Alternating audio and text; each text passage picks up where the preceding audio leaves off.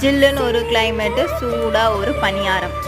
அரிசி 1 கப்பு, பச்சரிசி 1 கப்பு, உளுந்து 1/2 கப்பு, கொஞ்சம் வெந்தயம் 3 மணி நேரம் ஊற வச்சுக்கோங்க. இதை வந்து நான் மிக்ஸி ஜாரில் வந்து போட்டு வந்து நல்லா வந்து மாவு மாதிரி வந்து அரைச்சி எடுத்துக்கினேன்.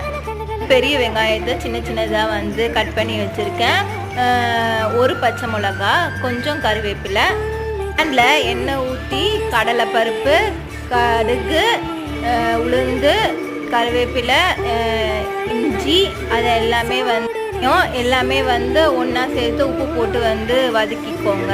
வதக்கினதை கொஞ்சம் ஆட்டம் அப்படியே எடுத்து மாவில் வந்து போட்டு நல்லா கலந்துருங்க.